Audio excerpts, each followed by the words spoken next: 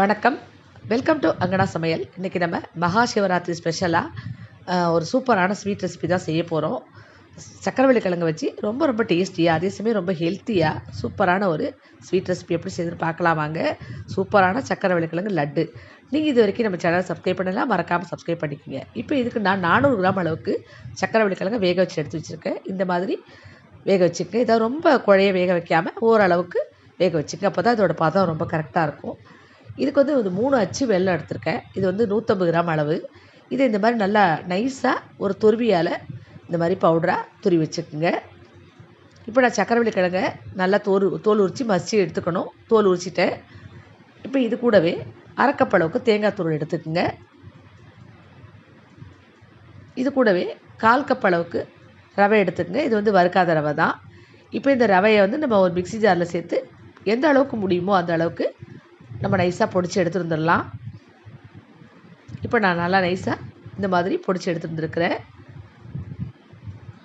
இப்போ நம்ம இந்த சக்கரவள்ளி கிழங்க ஒரு மேஷரால் நல்லா மசிச்சுக்கணும். கட்டி இல்லாமல் நல்லா மசிச்சுக்குங்க. இது மாதிரி பதம் இருந்தால் தான் உங்களுக்கு கரெக்டாக இருக்கும். ரொம்ப குழஞ்சிடுச்சுன்னா உங்களுக்கு ரொம்ப குழன்னு ஆகிடும். பாருங்கள், நான் கரெக்டாக இந்த மாதிரி மசிச்சிருக்கேன். கட்டி எதுவும் இல்லை. இது இப்படி இருக்கட்டும். இப்போ நம்ம அடுப்பில் ஒரு பேனை வச்சு 2 ஸ்பூன் நெய் விட்டுக்குங்க. இப்போ நம்ம பொடிச்சு வச்சுருக்கிற இந்த ரவையை சேர்த்து நம்ம வறுக்கணும். இது கொஞ்சம் நல்லா வாசம் வர மாதிரி வறுத்துக்கு, நல்லா உதிராக வரணும். அது மாதிரி நல்லா வறுத்துக்குங்க.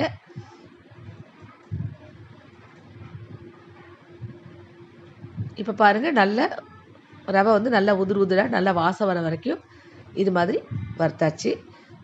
இப்போ இது கூடவே இன்னும் 1 ஸ்பூன் நெய் இதே பேனில் விட்டுக்குங்க. இப்போ நம்ம எடுத்து வச்சுக்கிற இந்த அரைக்கப்பளவு தேங்காய் துருவலை சேர்த்து இதையும் நல்லா வறுத்துக்கணும். இந்த தேங்காயும் உங்களுக்கு நிறம் மாறாமல் நல்லா உதிராக வரணும். அது மாதிரி அடுப்பை லோ ஃப்ளேம்லேயே வச்சு கொஞ்சம் நிதானமாக வறுத்துக்குங்க. இப்போ பாருங்கள், உங்களுக்கு பார்த்தாலே தெரியும், இந்த ரவை தேங்காய் ரெண்டுமே நல்லா உதிராக நிறம் மாறாமல் நல்லா வாசம் வர மாதிரி வறுத்தாச்சு. இப்போ இதை எடுத்து தனியாக வச்சுக்கலாம். இப்போ நம்ம மசிச்சு வச்சுருக்கிற இந்த சக்கரவள்ளி கிழங்குல துருவின வெல்லத்தை சேர்த்துக்குங்க. இது வந்து 150 கிராம் அளவுக்கு வெல்லம். இப்போ சேர்த்துட்டு இது கூடவே 1/2 ஸ்பூன் அளவுக்கு ஏலக்காய் பவுடர் சேர்த்துக்குங்க. இப்போ இந்த ஸ்பூனால் நல்லா கலந்து விட்டுக்குங்க. இது கொஞ்சம் இலகும், நம்ம வெல்லம் சேர்த்துக்கிறதுனால. இப்போ இது நல்லா கையால் முதல்ல நல்லா சேர்த்து பிசைஞ்சிக்கலாம். இப்போ நல்லா முழுமையாக நான் பிசைஞ்சிட்டேன். பாருங்கள், கொஞ்சம் லூஸாக இருக்குது. இந்த மாதிரி தான் இருக்கும். இப்போ நம்ம வறுத்து வச்சுருக்கிற இந்த ரவையும் தேங்காயும் இதில் சேர்க்க போகிறோம். இப்போ இது சேர்த்த உடனே பாருங்கள், கரெக்டாக வந்துடும் உங்களுக்கு. அந்த ஈரமெல்லாம் இழுத்து நல்லா கரெக்டான பதத்துக்கு, நம்ம லட்டு பிடிக்கிற பக்குவத்துக்கு கரெக்டாக வந்துடும். இது மாதிரி செய்யும்போது உங்களுக்கு லட்டும் அந்த டேஸ்ட்டும் ரொம்பவே சூப்பராக இருக்கும். உங்களுக்கு அந்த உங்களுக்கு பதமும் நல்லா கரெக்டாக இருக்கும். ரொம்ப சுவையாக இருக்கும். இப்போ நல்லா கலந்துக்குங்க.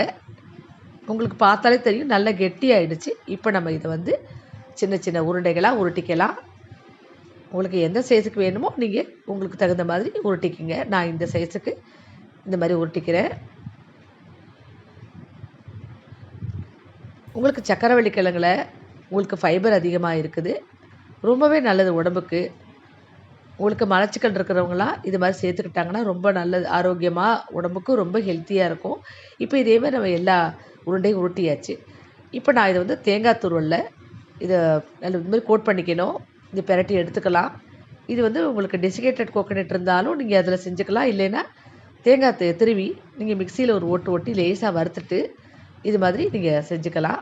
இப்போ இது மாதிரி தேங்காய் துருவலில் எல்லா உருண்டையுமே இந்த மாதிரி பெரட்டி எடுத்துகிட்டு நம்ம பார்க்கலாம்.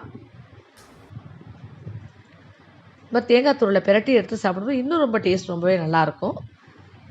இதே மாதிரி எல்லாத்தையும் பெரட்டி எடுத்துகிட்டு நம்ம பார்க்கலாம். இப்போது நமக்கு ரொம்ப டேஸ்டியான, ஹெல்த்தியான, ரொம்ப ஒரு சூப்பரான, சட்டுன்னு செய்யக்கூடிய ரொம்ப டேஸ்டியான சக்கரவள்ளி கிழங்கு லட்டு தயாராகிடுச்சு.